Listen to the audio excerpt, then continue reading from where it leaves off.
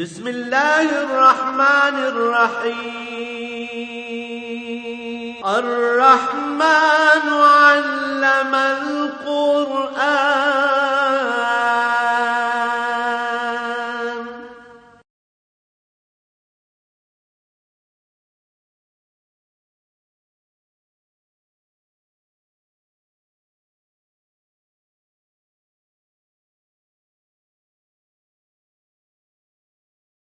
الحمد للہ رب العالمین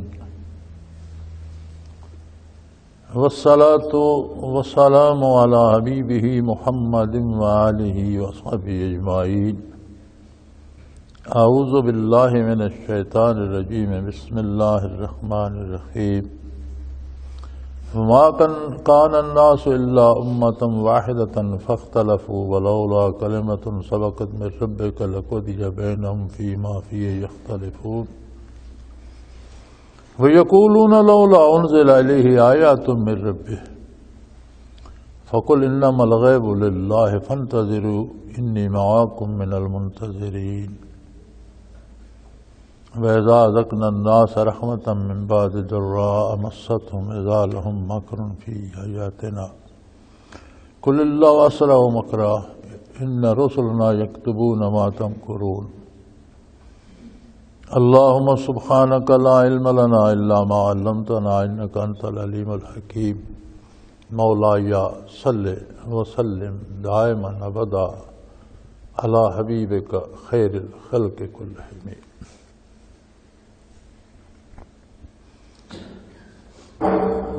فرمایا لوگ ایک ہی طریقے پر تھے،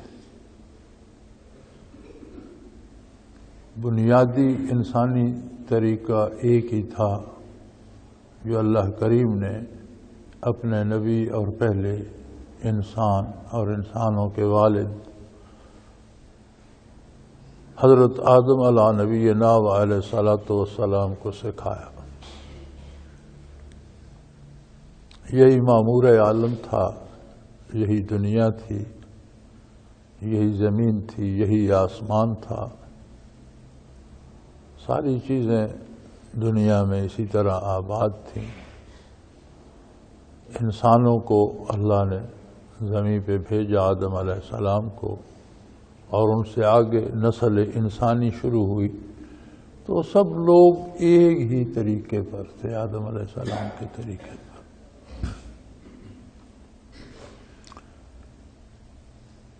وما كان الناس الا امة واحدة، لوگ ایک ہی جماعت، ایک ہی امت، ایک ہی طریقہ، ایک ہی عقیدہ، ایک ہی مذہب، ایک ہی طریقے عبادت، ایک ہی پر تھے. لیکن جب دنیا میں آئے تو دنیا کی چیزوں کی طلب نے،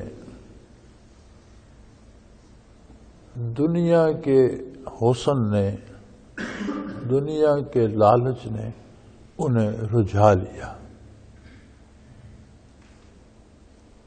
جب تک طلب اللہ کی رضا کی رہی، مذہب ایک ہی رہا، طریقہ ایک ہی رہا، طرز حیات ایک ہی رہا. لیکن جب رضائے باری کی جگہ دنیا کا لالچ آ گیا تو کردار کا اثر جو ہے وہ ایمانیات پہ بھی ہوتا ہے. یہ کیسی عجیب بات ہے. انسان کا جب کردار بدلتا ہے تو اس کے اثر سے اس کا ایمان بھی محفوظ نہیں رہتا. یہ سمجھ لینا کہ خیر ہے، گناہ بھی ہو جاتا ہے، ٹھیک ہے گناہ ہو جاتا ہے، لیکن گناہ کو پیشہ نہیں بنا لینا چاہیے. گناہ ہو جانا غلطی سے اگر ہو گیا تو اس سے توبہ کرو، رجوع اللہ کرو، اللہ سے مغفرت طلب کرو اور اسے چھوڑ دو. اب اسی گناہ پہ پکا ہو جانا، اور ایک عام محاورہ ہے، کوئی نہیں جی اللہ غفور الرحیم ہے، کرتے رہو. ہر چیز کا ایک اثر ہوتا ہے. ایک طب کا ایک محاورہ ہے جسے انگریزی میں کہتے ہیں سلو پوائزننگ، یعنی تھوڑی تھوڑی بے ضرر سی زہر کسی کو کھلاتے رہنا، بڑی معمولی سی جسے اس کا کچھ نہ بگڑے، وہ آہستہ آہستہ آہستہ آہستہ بندے کو کھلاتے رہتے ہیں۔ نتیجہ یہ ہوتا ہے کہ پھر اس کی مقدار اندر جا کر اتنی ہو جاتی ہے جو اس کی موت کا سبب بن جاتی ہے۔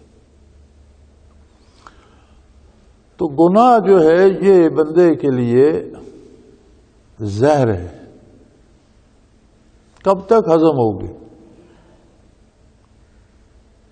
اور روح کی حیات ایمان سے ہے، بدن کی حیات روح سے ہے، روح کی اپنی زندگی ایمان ہے۔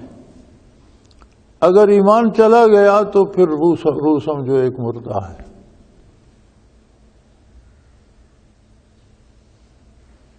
مردہ ہونے سے مراد یہ ہوتی ہے کہ جیسے انسان کے وجود سے روح نکل جائے تو پھر انسان اپنے نفع نقصان کا مالک نہیں رہتا،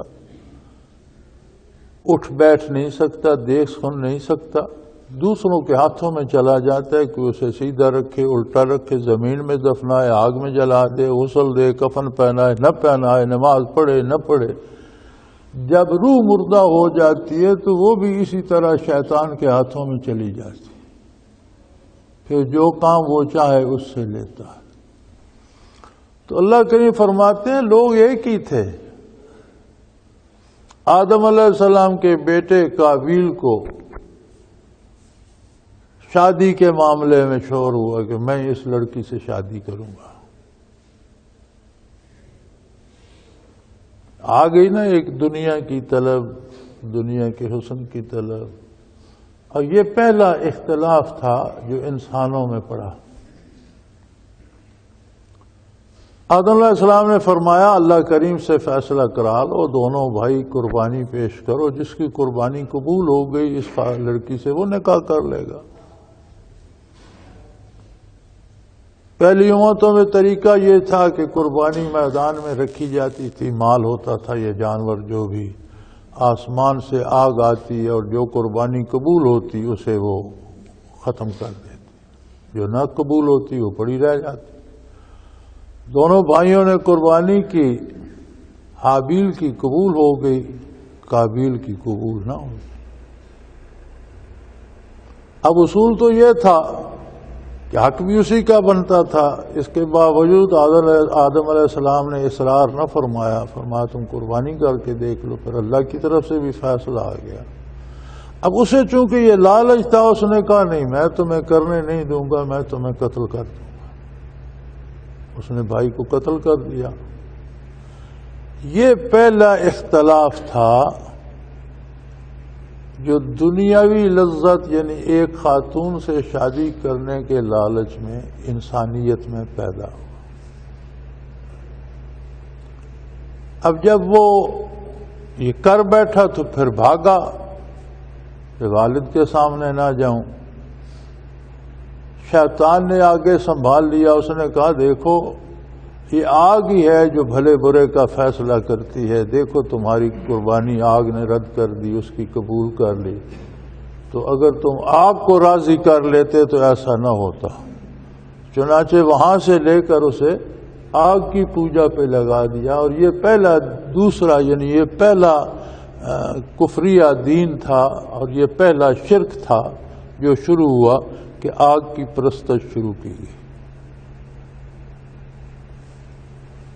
تو ارشاد باری ہے کان الناس الا امۃ واحدہ، لوگ ایک ہی جماعت تھے۔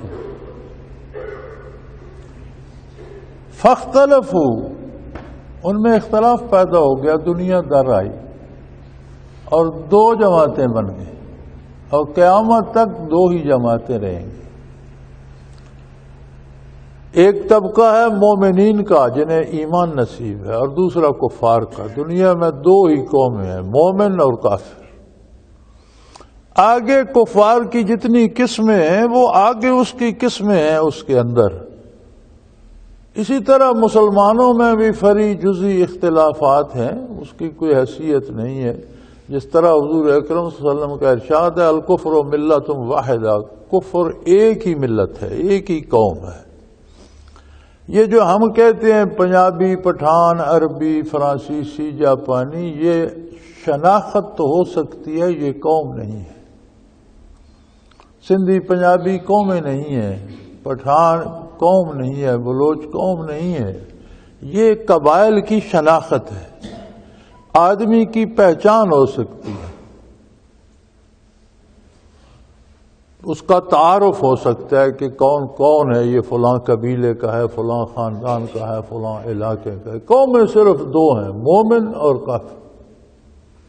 مسلمان جہاں بھی ہے، سندھی بلوچی کو چھوڑ دیں، وہ دنیا کے کسی حصے میں ہے، افریقہ میں ہے یا چین میں ہے، امریکہ میں ہے یا جاپان میں ہے، مسلمان جہاں بھی ہے وہ امت مسلمہ کا ایک حصہ ہے اور مسلمانوں کا بھائی ہے۔ اس کی قوم اسلام اور اس کی قوم مسلمان ہے، چینی جاپانی قوم نہیں ہے، علاقائی نام قومیں نہیں ہیں، کسی زبان سے شناخت ہے تو یہ قوم نہیں ہے، قوم ہے اسلام اور کفر۔ کافر جہاں بھی ہے وہ دوسرے کافر ہی کی حمایت کرے گا، وہ اسی کا بھائی ہے۔ مومن جہاں بھی ہے وہ مومن کا بھائی ہے۔ لہذا دنیا میں قومیں صرف دو ہیں، مومن اور کافر، اور یہ قابیل سے اور حابیل سے شروع ہوئی۔ حابیل شہید ہو گیا، قابیل نے قتل کر دیا، وہ کامیابی سے ہمکنار ہوا، اور یہ نبی کا بیٹا ہونے کے باوجود شرک میں مبتلا ہو گیا، تو وہاں سے دو قومیں بن گئیں، اختلاف شروع ہو گیا۔ اب آگے قوموں میں چھوٹے چھوٹے طبقے، چھوٹے چھوٹے قبیلے، چھوٹے چھوٹے عقیدے بٹتے رہیں، لیکن بنیادی طور پر قومیں دو ہیں، مومن اور کافر، اور یہی دو قومی نظریہ تھا جس پر ہندوستان تقسیم ہوا اور ہمیں پاکستان نصیب ہوا۔ اور گزشتہ 65 برس سے ہم یہ سنتے آ رہے ہیں کہ پاکستان کا مطلب کیا ہے؟ لا الہ الا اللہ۔ اب ہمارے دانشوروں نے لا الہ الا اللہ کو ہٹا کر اس کی جگہ الف بے پے لگا دیا کہ الف بے پے کے سوا پاکستان کا مطلب کیا؟ اور یہ اتنی بڑی جسارت ہے کہ اسے اگر کفر کہا جائے تو کوئی اندیشہ نہیں۔ اللہ کا نام، اللہ کی توحید، اللہ کی الوہیت کو کاٹ کر تم الف بے پہ لکھ رہے ہو، کیا ہے الف بے پہ؟ علم کسے کہتے ہو تم؟ آقا نامدار صلی اللہ علیہ وآلہ وسلم نے تو کسی استاد، کسی سکول کا منہ نہیں دیکھا تھا۔ جو ارشادات فرمائے، ذرا بیٹھ کر سوچیں، آج سے 1450 سال پہلے جو ارشادات فرمائے، آج بھی روح زمین پر ساری انسانیت کے ہر مسئلے کا حل وہی ہے۔ صحابہ کرام میں سے کتنے تھے جو مکتب کے پڑھے ہوئے تھے؟ بارگاہ رسالت سے سن کر سیکھا انہوں نے۔ علم جاننے کا نام ہے، سن کر سیکھنا علم ہے، دیکھ کر سیکھنا علم ہے، اور سب سے اعلیٰ علم ہے کہ اللہ کریم اپنی طرف سے کسی کو عطا کر دے علم مدرسے جانا چاہیے، سکول کالج ہونے چاہیے، تعلیم ہونی چاہیے، اس کی اپنی اہمیت ہے، لیکن اس کا یہ مطلب نہیں ہے کہ آپ لا الہ الا اللہ کو ہٹا کر وہاں الف بے پہ لکھ دیں۔ اتنی بھی اہمیت نہیں ہے، بلکہ ہمارے نصاب تعلیم میں تو ہے یہ نا کہ 150 سال انگریز نے حکومت کی بر صغیر پر، تو اس نے بھی ایک حد تک اسلام اور اسلامی شاعر کو تعلیم کا حصہ رکھا تھا۔ جب سے ہم آزاد ہوئے ہیں تو ہم مادر پدر آزاد ہو گئے ہیں، خیر سے پاکستانی حکومتوں نے وہ بھی نکال دیا نصاب سے۔ اب بچہ اگر 4 دفعہ ایم اے بھی کر لے اور پی ایچ ڈی بھی کر لے تو اسے دین کی الف بے کا بھی پتہ نہیں ہوتا، پورے نصاب میں اتنا بھی نہیں ہے۔ حالانکہ دنیا کی جتنی کافر قومیں بھی ہیں وہ سب سے پہلے بچے کو سکول جاتے ہی اپنی شناخت سکھاتی ہیں، اپنا نظریہ دیتی ہیں، اپنا عقیدہ دیتی ہیں، اپنی قومی شناخت دیتی ہیں. یہ بنیاد ہوتی ہے تعلیم کی، سوائے ہمارے ملک کے جہاں اپنا نہیں بتایا جاتا، صرف انگریز کی غلامی پہ ابھی تک مجبور کیا جاتا ہے. اور آج بھی جو منہ ٹیڑھا کر کے انگریزی بولے اسی کو کمال سمجھا جاتا ہے. میرا خیال ہے اتنا تکلف انگریزی کے ساتھ نہیں کرتے جتنا ہم کرتے.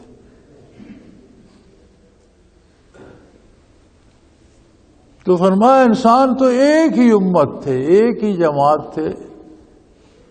دنیا کی رنگینیاں بعض کو بھاگیں، انہوں نے عظمت الہی کو چھوڑ کر دنیا کی طلب کا رخ کر لیا تو اختلاف پیدا ہو گیا اور دو قومیں بن گئیں، اللہ والے اور دنیا والے، مومن اور کافر.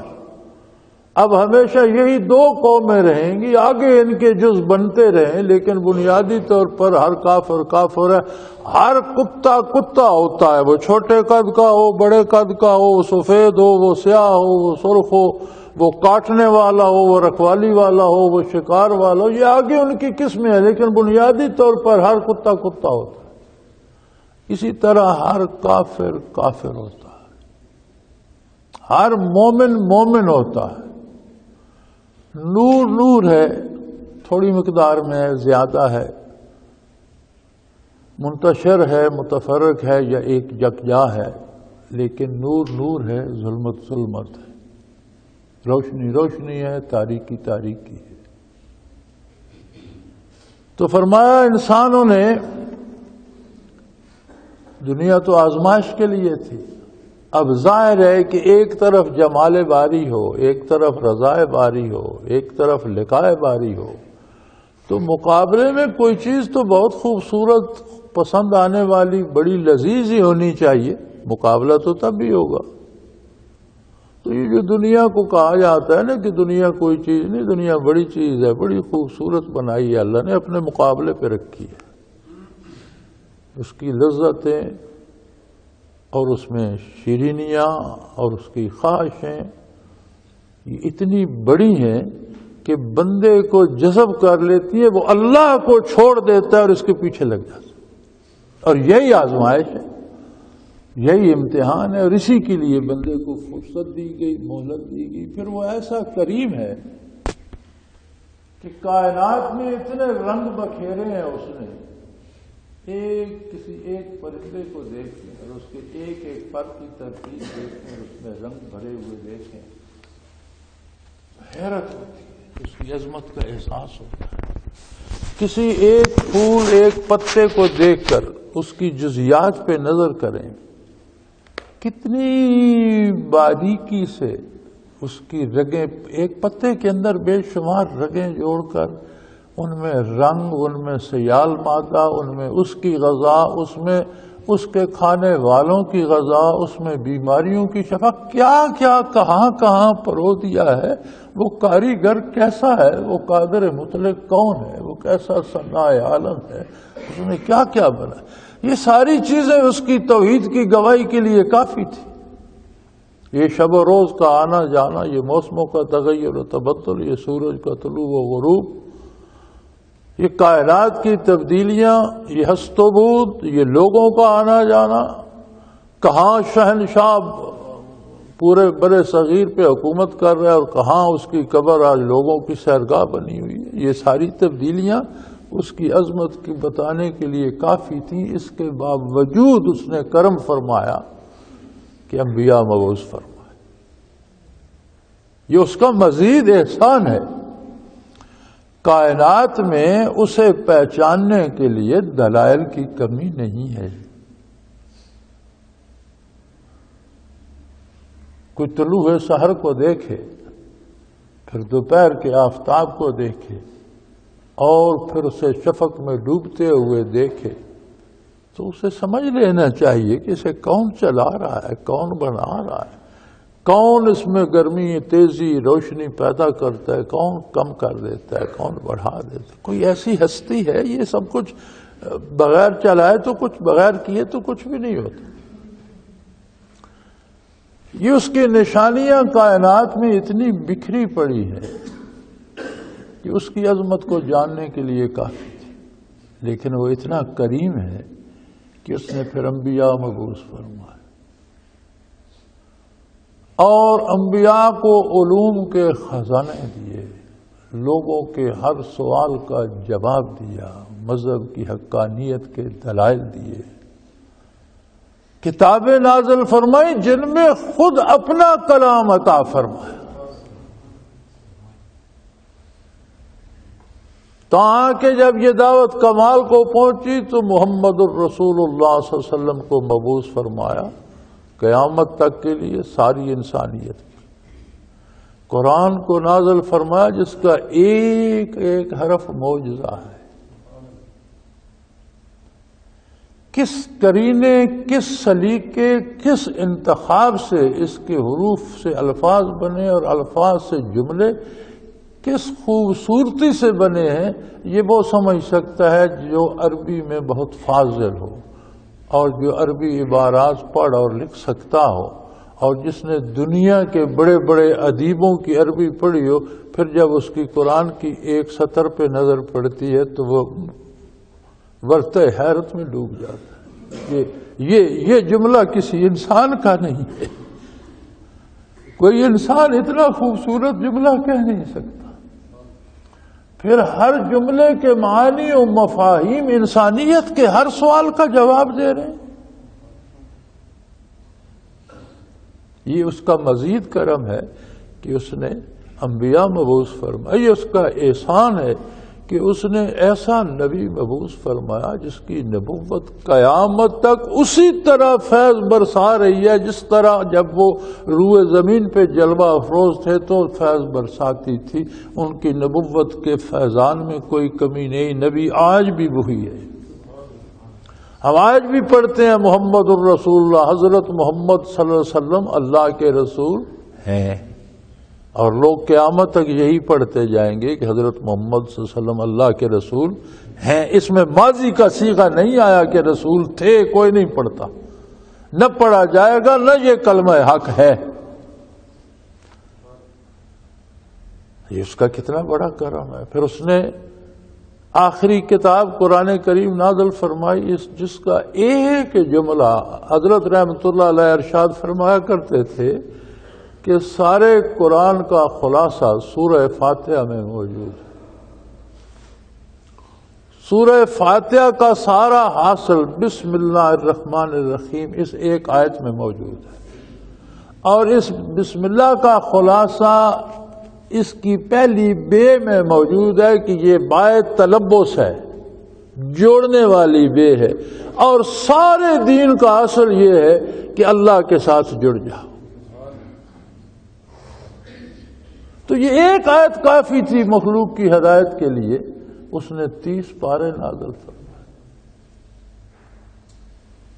ذرا خیال کرو، اللہ کریم اپنا ذاتی کلام ارشاد فرمایا، اب وہ نبی کریم صلی اللہ علیہ وسلم کے قلب اثر میں آئے، پھر وہ اللہ کا کلام محمد الرسول اللہ صلی اللہ علیہ وسلم کے لبہ مبارک اور آپ کی زبان مبارک پہ جاری ہو، اور پھر وہ مجھ تک اور آپ تک پہنچے۔ تو یار ہم تو سارا دن مشق و گلاب سے زبان دھوتے رہے، پھر بھی ہم اس قابل نہیں ہو سکتے کہ اس کو پڑھیں، اور اللہ ہمیں یہ سعادت بخشتا ہے کہ ہم وہی الفاظ دہرائیں جو اللہ نے ارشاد فرمائے، وہی الفاظ دہرائیں جو محمد الرسول اللہ کے لبہ شیریں پہ جاری ہوئے، آپ کی زبان مبارک سے نکلے۔ تو پھر تو قرآن کا ایک ایک لفظ کتنا قیمتی ہے۔ اور پھر یہ صرف اس کی یہ عظمت نہیں، اس کی عظمت یہ ہے کہ یہ زندگی نہیں، زندگی موت ما بعد الموت کے ہر سوال کا جواب دیتا ہے۔ بچوں کی بات ہے تو بچوں کی بات بتاتا ہے، میاں بیوی کی بات ہے تو اس کے تعلقات پہ بات کرتا ہے، کاروبار کی بات ہے تو معیشت کی ساری بات بتاتا ہے، سیاست کی بات ہے تو حکومت کے سارے انداز بتاتا ہے، کاروبار کی بات ہے تو ساری بتاتا ہے، کاشتکاری، زمینداری، مزدوری کی زندگی کا کوئی ایسا سوال نہیں جس کا جواب قرآن حکیم نہ دیتا ہو، اور وہ جواب حق ہے، اور وہ جواب عند اللہ بھی مقبول ہے۔ اب اس سے بڑا کیا کرو، اس سے بڑا اور کروں کا کیا ہو؟ لیکن جو بد نصیب ہیں قابیل کی طرح، ان کے سر سے بات گزر جاتی ہے، انہیں دنیا نظر آتی ہے، اس میں لذتیں نظر آتی ہیں، لیکن جو لذت اس شرف ہم کلامی میں ہے اس سے محروم ہے۔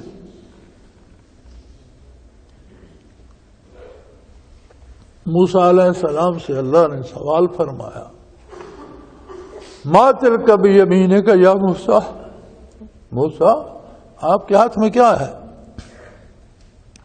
اب ادب کا تقاضا یہ ہے کہ اللہ جل شانہ ہم کلام ہے، اللہ نے سوال ارشاد فرمایا تو جواب مختصر اور موضوع کے مطابق دینا چاہیے۔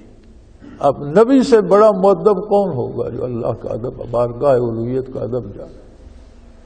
لیکن کمال ہے، وہ کہتے ہیں تلک عصایا احش بہا علی غنمی ولی فیہا معارب اخری، یا اللہ یہ میری لاٹھی ہے، میں اس سے اپنی بکریاں چراتا ہوں، ان کے لیے پتے جھاڑتا ہوں، اس سے چوکیداری کرتا ہوں، اس سے میں سہارا لینے کا کام لیتا ہوں، اس کے ساتھ ڈول باندھ کر کنویں سے پانی نکال لیتا ہوں۔ انہوں نے پتنی کے لیے فیہا معارب اخری، پتنی کتنے اور انہوں نے گن دیے۔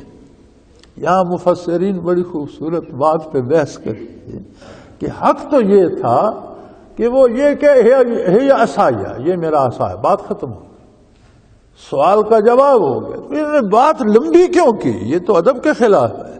فرماتے نہیں، بیک لفظ تمام گفتن تمنائے جہان را، بیک لفظ تمام گفتن تمنائے جہاں، ایک لفظ میں دنیا کی ساری باتیں ہو جاتی ہیں۔ آپ ہاں کہہ دیں تو بھی ساری بات ہوگی، اور آپ نہ کہہ دیں تو بھی ساری بات۔ کوئی آپ کے سامنے 10 گھنٹے تقریر کرتا رہے، آپ نہ کہہ دیں بات ختم ہو۔ کوئی 2 منٹ بات کرے، آپ ہاں کہہ دیں بات ختم ہو۔ بیک لفظ تمام گفتن تمنائے جہان، دنیا کی ساری بات ایک لفظ میں کی جا سکتی ہے۔ من از بہر حضوری طول دادم داستان راہ، میں نے تو اس لیے قصہ لمبا کر دیا کہ وہ جو لذت ہم کلامی تھی، بات کس سے ہو رہی ہے، وہ لذت ہم کلامی مجھے چپ نہیں ہونے دیتی تھی، بات اس لیے لمبی ہو گئی۔ بیک لفظ تمام گفتن تمنائے جہان راہ، من از بہر حضوری طول دادم داستان راہ۔ اللہ میں نے تو ہم کلامی کی لذت سے لطف اندوز ہونے کے لیے بات کو لمبا کر دیا۔ الیاذ باللہ، نام موسیٰ ہے، نام پر رویہ تھی، لیکن اس کا یہ کرم کم ہے کیا کہ اپنے ذاتی الفاظ سبحان اللہ قلب اثر رسول اللہ پہ نازل فرمائے، پھر وہ لمحہ مبارک سے اور زبان شیریں گفتار سے اور زبان حق بیان سے محمد الرسول اللہ کے لمحہ مبارک سے ادا ہوئے۔ اب پھر فرمایا میں قیامت تک ان کی حفاظت کا ذمہ لیتا ہوں، کوئی تم سے یہ الفاظ چھین نہیں سکے گا، کوئی ان میں تبدیلی نہیں کر سکے گا، کوئی انہیں مٹا نہیں سکے گا، کوئی انہیں تبدیل نہیں کر سکے گا۔ اور پھر ہم تک پہنچے۔ اب اس کے بعد بھی اگر ہم اسے نہ پڑھیں، نہ سمجھے اور گمراہ ہوں تو پھر زیادتی کس کی ہے؟ دیکھا یہ چاہیے، بعض لوگوں کو یہ ہوتا ہے کہ جی وہ آخرت کے عذاب بڑے سخت ہیں، بندے کے گناہ اتنے بڑے تو نہیں ہیں جتنے بڑے عذاب ہیں، لیکن تھوڑا سا غور فرمائیں، اللہ کا ذاتی کلام ہو، محمد الرسول اللہ ارشاد فرمائے، اللہ اس کی قیامت تک کی حفاظت کا ذمہ لے لے، وہ قرآن ہم تک پہنچے، ہم پڑھنا بھی گوارا نہ کریں، کوئی ہمیں اس کا حکم بتائے ہم ماننا گوارا نہ کریں، ہم عمل اس کے خلاف کریں، کیا یہ چھوٹا سا جرم ہے؟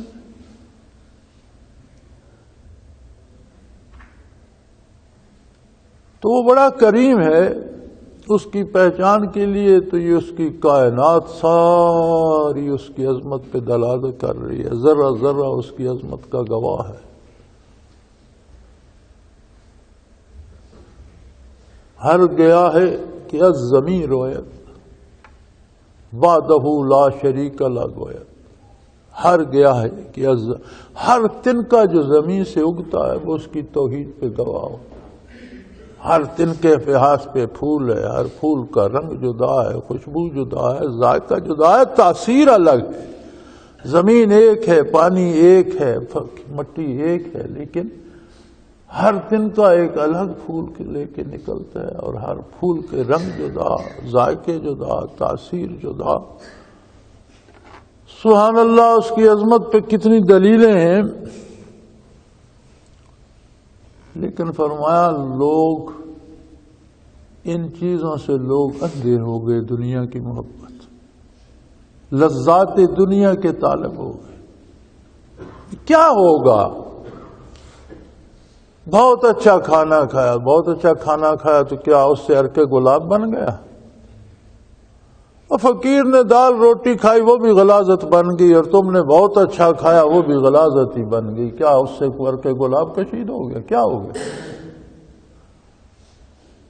کھانا زندہ رہنے کی ضرورت ہے، زندگی کھانوں پہ قربان نہیں کی جا سکتی۔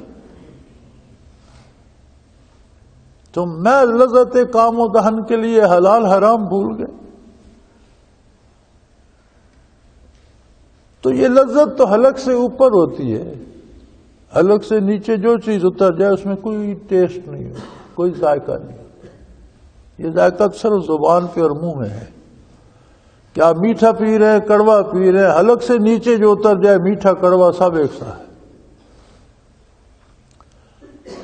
غذا زندگی کی ضرورت ہے، اور کتنا خوشحال ہے وہ جسے بلا تکلف جائز حلال طریقے سے صبح و شام کا روکھا سوکھا مل جائے۔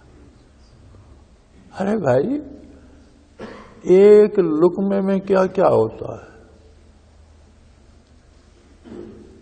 آپ ایک لقمہ کھاتے ہیں، اس میں کتنی طرح کے مصالحے، سبزیاں، دالیں، گوشت، آٹا، کیا کیا ہوتا ہے؟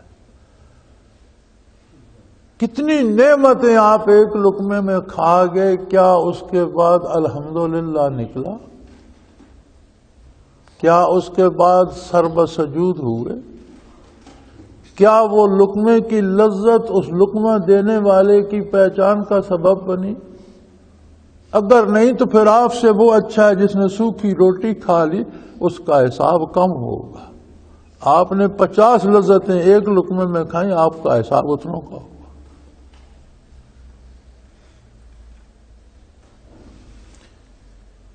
وما كان الناس الا امة واحدة فاختلفوا، لوگ ایک ہی تھے، ایک ہی جماعت تھی، ایک ہی دین تھا، آج بھی ایک ہی دین ہے۔ لذات دنیا نے ان میں اختلاف پیدا کیا۔ فرمایا ولولا کلمۃ سبقت من ربک، اگر تیرے اللہ کریم کی طرف سے، پروردگار کی طرف سے پہلے یہ فیصلہ نہ ہو چکا ہوتا کہ انسانوں کو مہلت دی جائے گی، انہیں بھلے برے کی تمیز دی جائے گی، انہیں بھلائی کی طرف بلایا جائے گا، نہیں آئیں گے تو برائی کریں گے تو برائی کی مہلت دی جائے گی، اور پھر جب موت آئے گی تو ہر کوئی حق اور باطل دیکھ لے گا، اور پھر جب حشر ہوگی تو سارے اکٹھا سچ اور جھوٹ پہچان لیں گے۔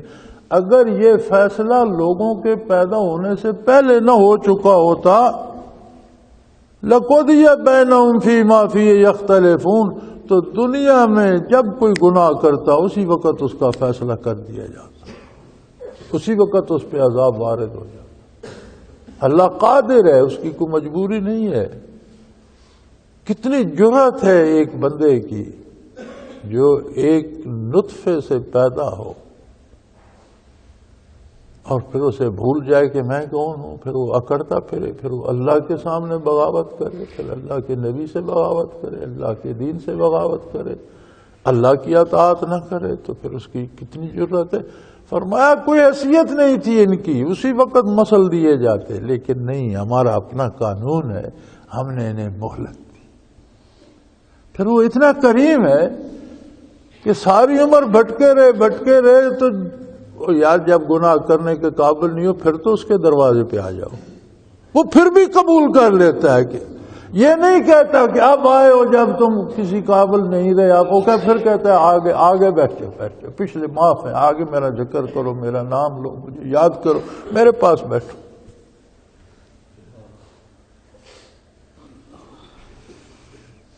تو فرمایا لوگوں کو یہ غلط فہمی ہے کہ میں نے یہ کر دیا تو میرا کیا کسی نے بگاڑ لیا، میں نے ڈاکے کیے میرا کسی نے کیا بگاڑ لیا، میں نے رشوت کھائی میرا کسی نے کیا بگاڑ لیا، میں نے 5 سال لوگوں کو ریوڑ کی طرح چرایا اور لوگوں کی عزتیں لوٹی، مال لوٹا اور حکومت کی لوگوں پر بیٹھ کر، میرا کسی نے کیا بگاڑ لیا۔ فرمایا گھبراؤ نہیں،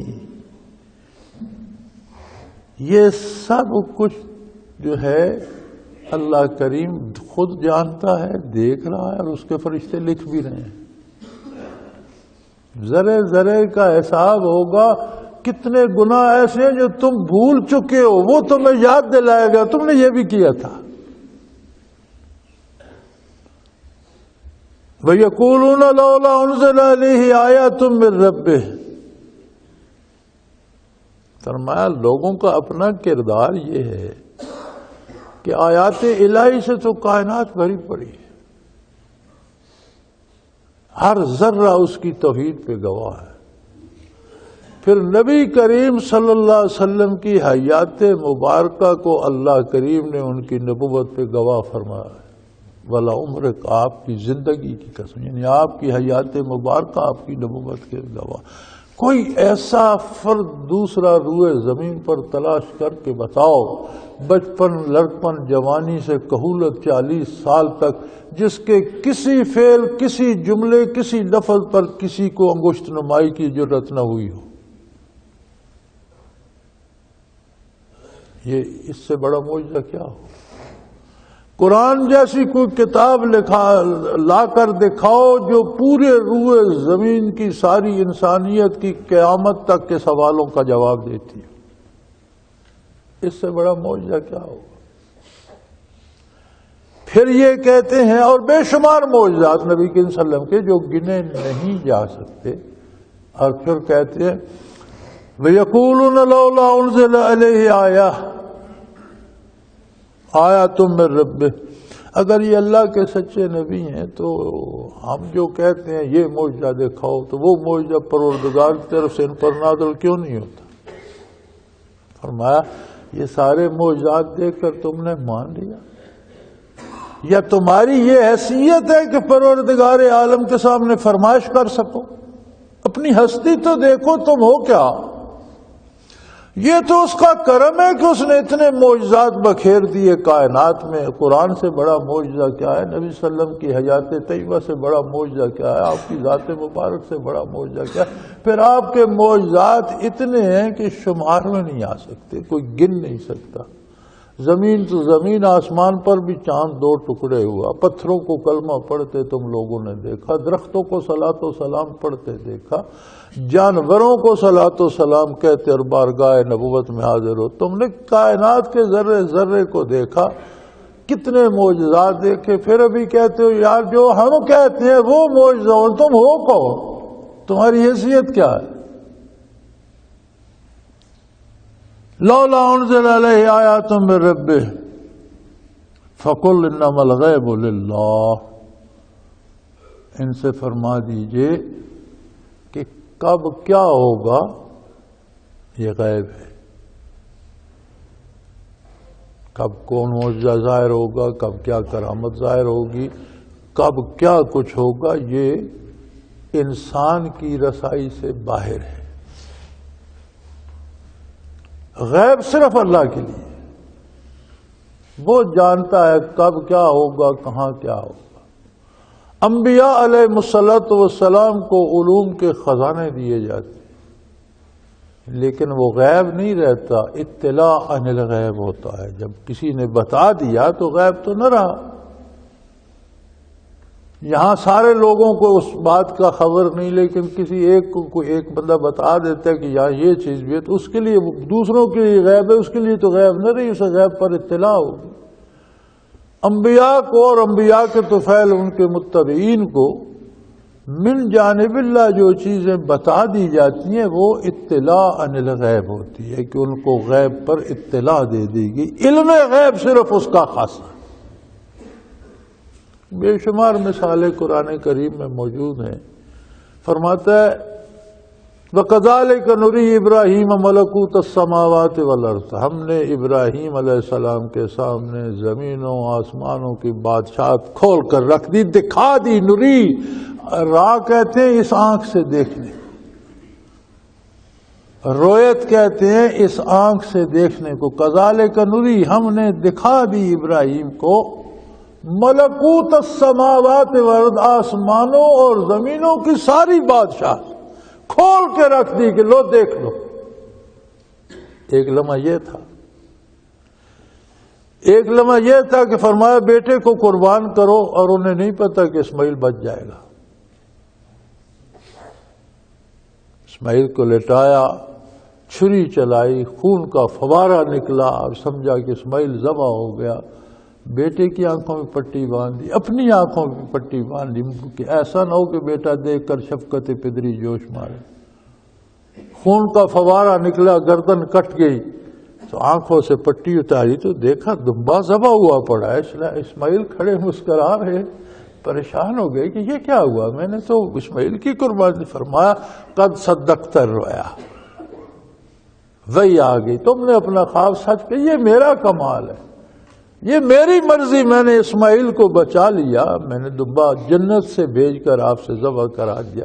لیکن آج بھی کسی کو کہے کہ تمہارا بیٹا ذبح نہیں کرنا، ذبح دمبا کریں گے، تم ذرا بیٹے کی گردن پہ چھری رکھو، پھر تو جب وہ جانتا ہے تو پھر تو کوئی بات نہ رہے۔ کمال تو قربانی میں تب بھی ہے جب ابراہیم علیہ السلام کو خبر نہ ہوتی۔ یہ وہی ابراہیم ہے جس کو ایک وقت میں ارشاد ہو رہا ہے نری ابراہیم ملکوت السماوات والارض، اور دوسرے لمحے یہ پتہ نہیں۔ جو چیز بتا دے وہ بتا دے، جو نہ بتائے وہ اس کا خاص۔ فرشتے آ گئے، جا رہے ہیں لوط علیہ السلام کی قوم کی تباہی کا سامان کرنے، انسانی روپ میں آئے۔ اب اللہ کا نبی ہو اور فرشتے کو نہ پہچانے، اب پہچانتے تو بھلا وہ گوشالہ ذبح کرنے کے، بچھڑا ذبح کر کے تلنے کی کیا ضرورت تھی؟ مہمانوں کو بٹھایا، گئے، بچھڑا ذبح کیا، پورا بچھڑا تلوایا، لے کے آئے، ان کے سامنے رکھا، دیکھا یہ کھاتے نہیں ہے۔ تو عرب میں ایک دستور تھا کہ لوگوں کو جس کا نقصان کرنا ہوتا یا دشمنی ہوتی اس کا کھاتے نہیں تھے۔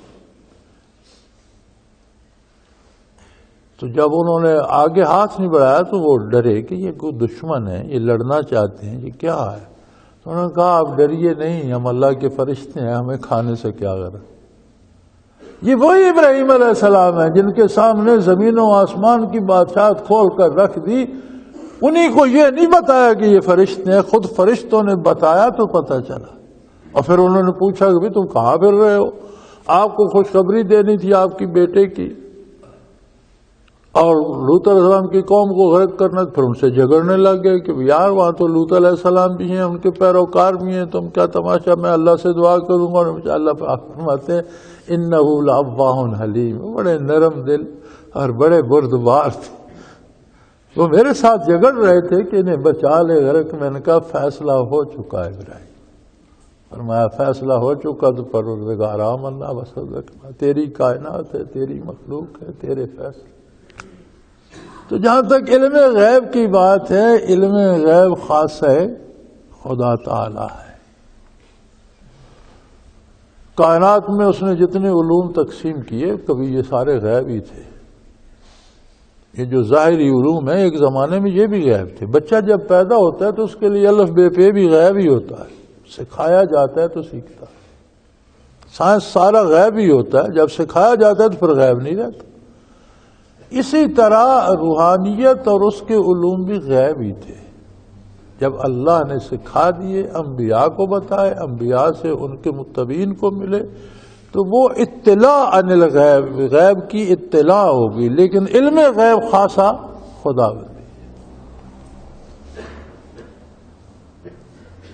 فَقُلْ إِنَّمَا الْغَيْبُ لِلَّهِ فَانْتَظِرُوا. معجزات کے طالب وہ، یہ اس کے اپنے علم میں ہے کہ کب کیا کون معجزہ ظاہر ہوگا. وہ جانتا ہے اس سے کس کو فائدہ ہوگا کس کو نہیں ہوگا. فانتظروا، انتظار کرو، دیکھو غیب سے کیا باہر سامنے آتا ہے. انی معاکم من المنتظرین، میں بھی تو تمہارے ساتھ انتظار کر رہا ہوں. مجھے اللہ کریم نے کوئی فوج نہیں دی، کوئی توپ خانے اور کوئی لشکر نہیں دیے، کوئی خزانے اور دولت نہیں دی. مجھ اکیلے کو حکم دیا کہ کھڑا ہو جا اور روئے زمین کے سارے کفر کو چیلنج کر دے. میں نے اس کا حکم مانا. اس بوڑھے آسمان نے دیکھا کہ روئے زمین پر ایک ہستی محمد الرسول اللہ، اللہ کا نام لے رہی ہے، اللہ کے نام کی طرف دعوت دے رہی. اب یہ کس کو علم ہے کہ یہ ساری کائنات اس ایک ہستی کو مسل دے گی یا یہ ایک ہستی ساری کائنات پہ چھا جائے گی؟ یہ تو اس کے علم ہے، میں تو نہیں جانتا. میں تمہیں دعوت دے رہا ہوں، مجھے نہیں پتا کل کیا ہوگا. مجھے حکم ہے، میں دے رہا ہوں. میں بھی منتظر ہوں کل کیا ہوتا ہے، تم بھی انتظار کر کے دے. یہاں مفسرین لکھتے ہیں کہ شیخ سے کرامات کی طلب جائز نہیں ہے کہ جی یہ کرامت دکھا دو، یہ درست نہیں ہے، غلط ہے. سب سے بڑی کرامت کسی کی یہ ہے کہ وہ خود متبع محمد الرسول اللہ کا ہو اور جو اس کے ساتھ لگے اسے محمد الرسول اللہ کا متبع بنا. اگر کسی شخص کے ساتھ مل کر آپ سے گناہ چھٹنے لگیں اور نیکیاں اختیار ہونے لگیں تو اس سے بڑی کرامت دنیا میں کوئی نہیں. اور ہر کرامت دین کی عظمت کے لیے ہوتی ہے، دنیا بٹورنے کے لیے شعبدے ہوتے ہیں. لوگوں سے پیسے لینے کے لیے، لوگوں سے مٹھیاں بھروانے کے لیے، لوگوں سے اپنے گھٹنے چموانے کے لیے، ہاتھ چموانے کے لیے شعبدے ہوتے ہیں، دھوکہ بازی ہوتی ہے. کرامت عظمت الہی کے لیے ہوتی ہے، وہ کام کرامت کہلاتا ہے جو عظمت الہی پہ شاہد ہو. لہذا شیخ سے ہدایت کی ملنے کی توقع رکھنی چاہیے، عجائبات اور شعبدوں کی. تو فرمایا فَقُلْ إِنَّمَا الْغَيْبُ لِلَّهِ فَانْتَظِرُوا، غیب تو اللہ کے پاس ہے، انتظار کرو. انی معاکم من المنتظرین، میں بھی تو تمہارے ساتھ انتظار کر رہا ہوں. وآخر دعوانا ان الحمد للہ رب العالمین.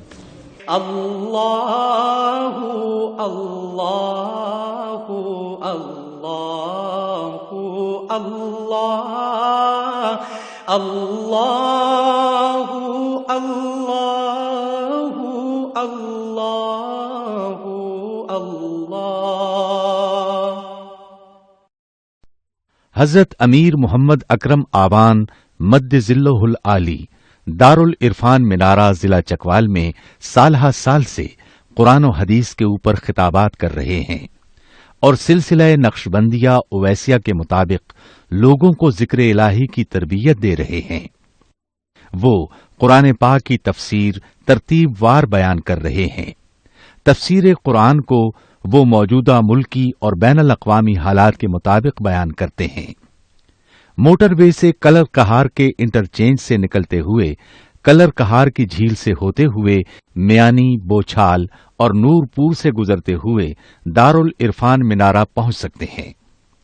حضرت امیر محمد اکرم آوان نے بچیوں اور بچوں کی دینی اور دنیاوی تعلیم کے لیے سقارہ اکیڈمی کے نام سے ایک درسگاہ بھی قائم کی ہے، جس کا افتتاح ملک پاکستان کے صدر جنرل محمد ضیاء الحق نے اپنے دست مبارک سے کیا تھا.